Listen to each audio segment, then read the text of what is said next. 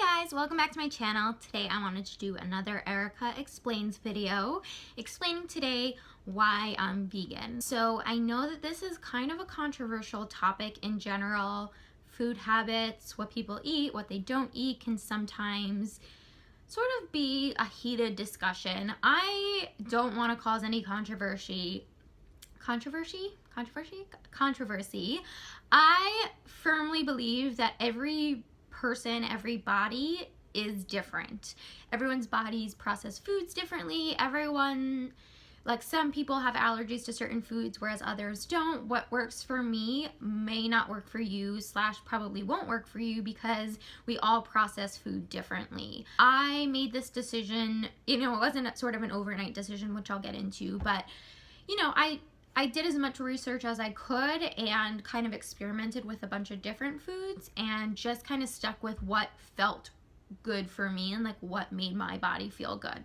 So it's been, quite an interesting journey, and I feel like talking a little bit about my past is sort of relevant in terms of like why I made the choices I did a few years ago. I've always been really fascinated with food and fascinated with substitutions and, what can I eat to better the function of my body and better my performance. I've been a dancer my whole life, and when I wasn't dancing, I stopped dancing for a little while, like in middle school. I was still quite active. I wouldn't call myself an athlete, but I still I did lacrosse and field hockey, and I was still moving a lot. But as a dancer, and my parents, it's so funny, my dad did bodybuilding for a while, and my mom did a little bit of bodybuilding, but was also a personal trainer.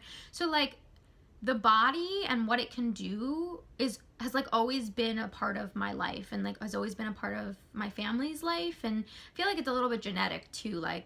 I've just always cared about what I'm putting in my body and how my body then performs, and especially as a dancer, you really need that fuel, and you kind of see what works for you and what doesn't. So I was always really interested in that, in what foods am I putting in my body and what can I put in my body to better my performance and better, my energy levels. So in high school and college, it wasn't until I want to say college really, until I was 19, that I started substituting more fruits and vegetables in. I was still eating we grew up with just a very regular American diet, which for better or worse. So I grew up with eating chicken fingers and, french fries and stuff and whatever. And then, yeah, when I was 19 years old was when I started really paying attention to what I ate, and just we've always eaten very organically, if that makes sense, because my mom was very passionate about organic foods, and she was a vegetarian my whole life. So she ate fish, but she didn't eat meat. So she didn't eat steak or anything, but she let us. She kind of let us sort of choose and pick what we wanted to eat. When I was 19, 20 was when I started experimenting with what if I substitute, I don't know, this for that, or whole grain bread for the white bread that I've been eating. How does that change my energy levels? And what if I, cut bread out? And so I experimented a lot with adding and substituting and just kind of trying a bunch of different things out. Then when I was around 20, I want to say 22, 23, when I was living on the cruise ship, my now husband, who was my boyfriend / just friend at the time, he was kind of doing a lot of reading on, animal products and sort of eating meat and what it does to your body versus a plant-based diet. And he recommended he recommended I read the book Eating Animals, and I forget who the author is. I'll link it down below. So I read the book, and it's a hard read because it does talk about slaughterhouses and sort of the grosser things that people don't like hearing about, that whole production, the production of very standard commercial meat, I guess. And so that sort of upset me, but it wasn't enough. It was and it wasn't enough to kind of it wasn't a oh my gosh, I read this and I'm now a vegan. No. But what I did I did slowly start on the ship. I wasn't drinking a lot of dairy, just because also on the ship we were crew members, and the food that was available to us was gross. Like, it was so disgusting. So I found myself just like slowly like starting to eliminate more and more food groups just because like the food on the ship was gross. So like dairy wasn't eating, and then the only sort of like nice meat that was on the ship were like the cold cuts, and I was making like weird turkey sandwiches for lunch. But then I was like, you know what if I just tried not eating the meat? Like, what if I tried going vegetarian / vegan? And that moment on the ship was probably the biggest, like when people say like, oh, like how do you feel like in terms of energy levels, or like did you notice a huge change? Because my change was very gradual. It wasn't like something like huge happened and like all of a sudden I had the energy of like, you know, a toddler. But I must say, like, I did automatically or like sort of very quickly notice a change in like cellulite, if that makes sense, like fat, the fat deposits underneath my skin. I like noticed that when I stopped eating the cold cuts and when I stopped eating the meat. Now keep in mind, this is like low grade meat products. These aren't like, you know, fresh organic like slices of turkey breast. This was like gross. Anyway, when I stopped eating those, like I noticed a difference. Like I didn't see, like I could press down on my thigh and not see like little like bumps of fat, you know? Sounds kind of gross, but so I automatically started seeing a difference and like started seeing like a bunch of like excess fat kind of come off, and that was great. Like that was amazing, and I thought, you know what, like yes, that's exactly what I need. So I started doing some more reading on just like a plant-based diet and vegan vegetarianism. And then another moment that I remember that kind of like impacted me was I started running a lot on the ship and started really getting into running and using running as like my cardio. And then started like lifting a little bit of weights, but like nothing crazy.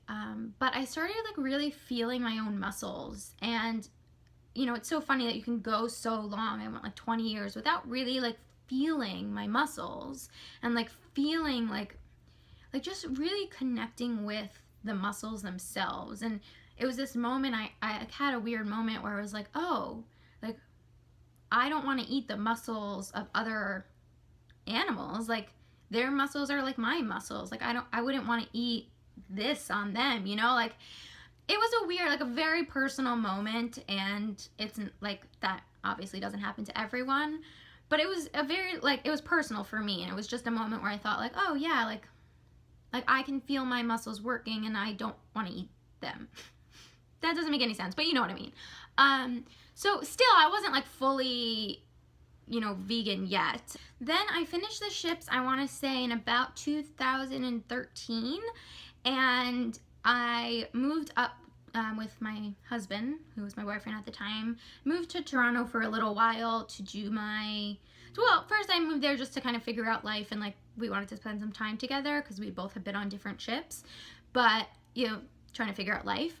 And we both kind of, you know, we were going to be together, I want to say for like 6 weeks or something, and we were both like, you know what, why don't we just try to be vegan? And it's funny because at the time we were sort of vegan, like we weren't eating meats and we weren't having dairy, but we did love dessert. That was our thing. Like we loved cupcakes and we loved donuts. And I remember even into like 2013, like 2014-ish, we were still like, you know, we said to make it easier for us, we were like, you know, we're vegan, but if there's like a really nice dessert or something we want to eat, we'll eat it. And like that's what worked with us. Like some people might see that as like being phony or, you know, cheating or whatever, but I mean that's like how we in our heads could adapt a more plant-based lifestyle if we also gave ourselves permission to, you know, like have a dairy cupcake every once in a while. So we started buying the alternative cheeses, and you know, we were already drinking like almond milk and soy milk and stuff. So then we watched a couple more documentaries, and they're all on Netflix. I can't off the top of my head like name, you know, one that was like the game changer or whatever.